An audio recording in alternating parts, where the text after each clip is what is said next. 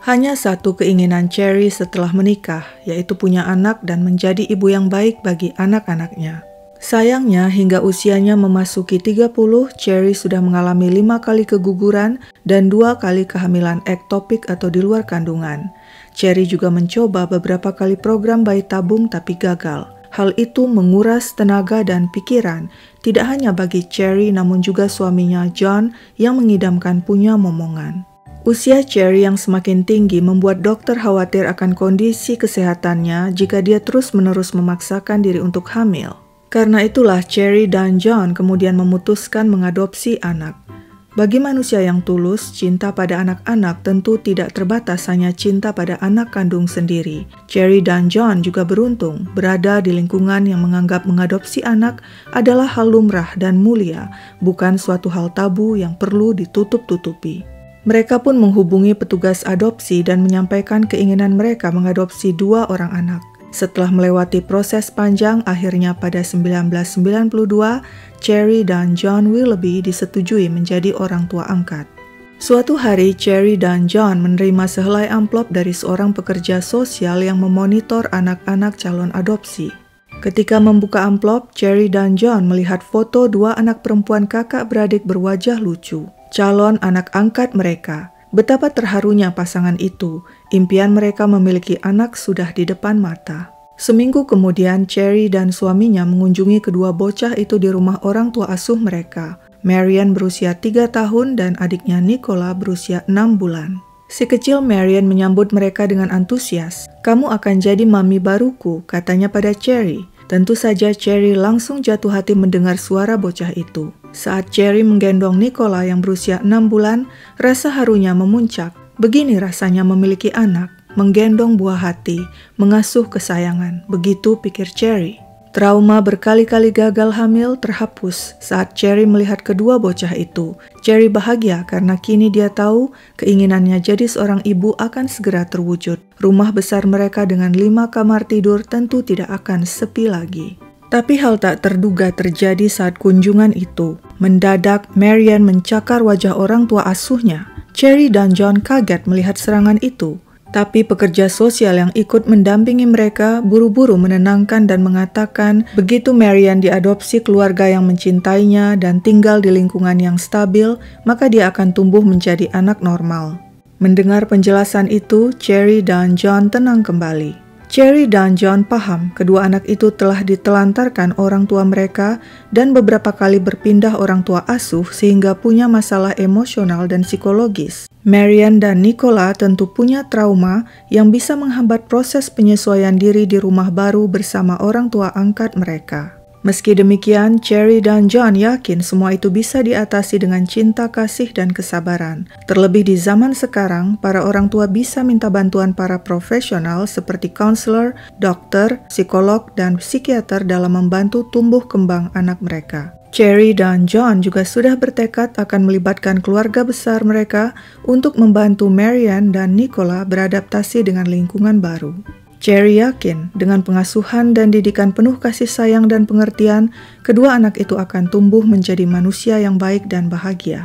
Setelah 3 bulan rutin mengunjungi kedua anak itu dan berkenalan dengan mereka, akhirnya pasangan Cherry dan John resmi mengadopsi Marian dan Nicola. Semuanya sudah disiapkan untuk kedua bocah. Kamar mereka dicat warna pink, setumpuk pakaian pun sudah dibeli untuk keduanya. Setiap hari Cherry mengurus mereka. Ketika membawa mereka jalan-jalan ke taman, orang-orang selalu memuji betapa lucunya Marian dan Nicola. Awalnya, Marian si sulung memanggil orang tua angkat mereka dengan sebutan Mami baru dan Daddy baru. Namun lama-kelamaan anak itu memanggil mereka cukup dengan sebutan Mami dan Daddy. Beberapa minggu semuanya berjalan mulus, hingga memasuki minggu ke-6, hal-hal mengerikan mulai terjadi. Hari itu rumah terasa sepi. Sejak tadi Marian berada di kamar bermain dengan sekotak koleksi boneka yang baru saja dibeli ibunya Cherry. Penasaran dengan si anak yang sepertinya tampak asyik berkutat di kamar dengan boneka-boneka barunya, sang ibu Cherry masuk ke kamar anaknya itu. Pemandangan di depannya membuat Cherry terkejut. Di lantai kamar dia melihat boneka-boneka baru itu sudah tak berwujud akibat dirusak. Marian si bocah menoleh dan menatap ibunya dengan tenang lalu tersenyum. Cherry merinding melihat semuanya. Tapi tidak itu saja. Ketika Cherry memasukkan Marian ke sebuah playgroup, Marian menunjukkan perilaku tidak terkendali. Jika dia menginginkan mainan anak lain, dia akan langsung merebut mainan itu dan memukul si anak. Beberapa minggu kemudian, pengurus playgroup akhirnya menyerah menghadapi perilaku Marian dan terpaksa mengeluarkan Marian dari playgroup karena tingkahnya membahayakan anak-anak lain. Ketika Marian mulai masuk sekolah, dia juga tidak jauh dari masalah. Marian terus-menerus mengompol. Pihak sekolah pun memanggil Cherry dan John untuk membicarakan problem anak mereka. Menurut pihak sekolah, perilaku Marian tidak bisa dikontrol. Dia tidak bisa berkonsentrasi belajar. Dia tak henti berlari ke sana kemari, mendadak melepas bajunya. Dia bahkan nekat memanjat tangga dan naik ke atap sekolah. Tak hanya itu, Marian juga menyakiti anak-anak lain dan mencuri barang-barang milik mereka. Akibatnya, Marian tak punya teman. Ketika Cherry dan John merayakan ulang tahunnya, tak satu pun temannya yang mau hadir. Hal itu membuat Marian semakin marah. Melihat perilaku Marian itu, Cherry mulai mencari tahu secara detail tentang ibu kandung Marian. Ternyata sang ibu adalah seorang pembunuh yang saat itu sedang mendekam di penjara untuk jangka waktu 15 tahun. Sayangnya detail itu tidak diberitahukan sebelumnya kepadanya oleh pekerja sosial. Ketika Cherry menghubungi si pekerja sosial, dia hanya memberikan tips-tips parenting yang baik. Cherry mohon agar si anak mendapatkan bantuan profesional, tapi petugas meyakinkan dengan parenting yang baik, Marian akan melewati masa-masa sulitnya. Tapi yang terjadi malah sebaliknya. Tingkah Marian semakin buruk. Jika mengamuk, dia menghancurkan kamar tidur dan perabotannya. Yang lebih buruknya, sekarang si adik Nicola yang sudah mulai besar juga sering mengamuk. Nicola juga mengalami masalah di sekolah. Dia sulit berkonsentrasi dan tidak bisa diam. Tapi sebenarnya tingkah Marian lah yang benar-benar menyita pikiran dan tenaga Cherry dan John. John mendidik Marian dengan disiplin meski Marian tidak peduli. Sebaliknya, Cherry bersikap lebih lunak. Jika Marian tantrum, dia memilih untuk memeluk anak itu. Tapi sialnya, perlakuan lembut sang ibu tak mempan menenangkan si anak. Setiap hari Marian dan orang tuanya bertengkar. Rumah yang tadinya tenang kini senantiasa tegang. Keadaan ini berpengaruh pada hubungan Cherry dan John. Mereka jadi sering bertengkar karena anak-anak mereka. Ketika Marian berusia 9 tahun, Cherry memeriksakannya ke dokter umum yang akhirnya merujuk mereka untuk ikut konseling keluarga. Tapi lagi-lagi, Cherry dan John hanya dijejali tips parenting yang baik. Pada usia 10 tahun, Cherry dan John akhirnya membawa Marian berkonsultasi ke psikiater pendidikan. Kepada psikiater, Cherry mengeluh anaknya butuh bantuan spesialis lebih lanjut. Tapi keluhannya itu ditolak, karena meski Marian sering bikin onar, dia dianggap tidak melakukan hal-hal negatif seperti merokok, yang menurut spesialis merupakan salah satu tanda anak-anak sudah di luar kendali. Anak-anak adopsi kerap menderita kesulitan emosional. Sebuah studi menyebutkan anak adopsi kemungkinannya 2 kali lebih besar mengalami gangguan emosi dan perilaku. Meski biasanya hal itu dapat diatasi, tapi dampaknya pada orang tua angkat akan sangat besar. Hal ini pun dialami Cherry dan John.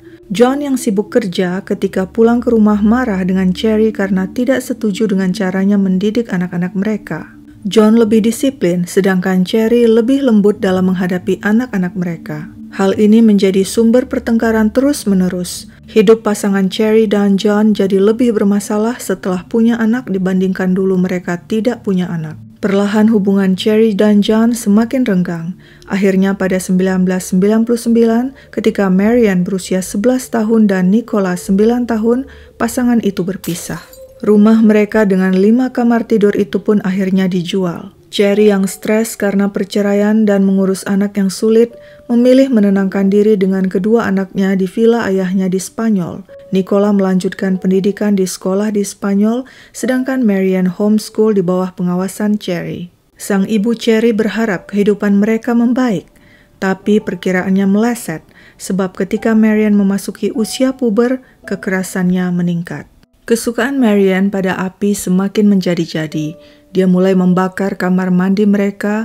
Dia juga dengan sengaja membakar rumput di halaman rumah mereka. Untung saja kebakaran itu kecil dan bisa segera diatasi. Marian juga kerap kabur dari rumah. Ketika usianya 13 tahun, Cherry menemukannya nongkrong di sebuah bar memakai gaun mini, mengobrol bebas dengan pria-pria. Jika Marian tidak mendapatkan keinginannya, dia akan menyerang Cherry dan kakeknya dengan sapu. Setelah 2 tahun tinggal di villa ayahnya di Spanyol, sang ayah yang sudah lansia mengatakan pada Cherry dia tidak sanggup lagi menghadapi tingkah Marian. Terpaksa Cherry keluar dari rumah ayahnya. Nicola yang sudah merasa cocok tinggal dengan kakeknya di Spanyol memilih untuk tetap di sana, sedangkan Cherry dan Marian pindah ke Inggris. Dan sejak saat itulah hidup Cherry jadi seperti neraka. Marian makin bertingkah sehingga Cherry kesulitan untuk bekerja dengan tenang. Akhirnya keuangan mereka sulit dan harus tinggal di flat bantuan pemerintah di kawasan pemukiman yang buruk. Cherry stres. Mengapa hidupnya jadi begini? Marian semakin tidak terkendali. Dia sering kabur dan tidak pulang ke rumah berhari-hari. Cherry yang kebingungan mencari anaknya akhirnya lapor polisi, dan polisi menemukannya tinggal dengan gelandangan. Karena beratnya beban pikiran menghadapi Marian, akhirnya Cherry terserang stroke. Hampir 2 bulan dia harus dirawat di rumah sakit, sementara ibunya dimintai tolong untuk mengurus Marian. Dokter menyimpulkan stroke yang dialami Cherry akibat stres yang sangat tinggi karena mengurus anak. Ketika akhirnya Nicola kembali ke Inggris setahun kemudian, kerusuhan pecah di rumah. Marian menyerang adiknya itu tanpa alasan. Dia juga melakukan hal yang sama pada ibunya hingga keselamatan wanita itu terancam. Polisi pun akhirnya dipanggil untuk mengamankan Marian. Polisi menegaskan, sudah saatnya Cherry mengembalikan Marian pada negara karena terlalu berbahaya bagi Cherry untuk terus mengasuh anak itu. Tentu saja Cherry sedih. Tapi Marian tidak peduli. Wajahnya datar menanggapi hal itu. Marian akhirnya menghabiskan sisa usia remajanya berpindah dari satu rumah asuh ke rumah asuh lainnya. Cherry terus mengunjunginya di rumah asuh dan tidak pernah menyerah, meski si anak tak juga kunjung berubah. Marian kini malah mulai berani mencuri barang-barang di toko. Masalah Cherry tak kunjung selesai.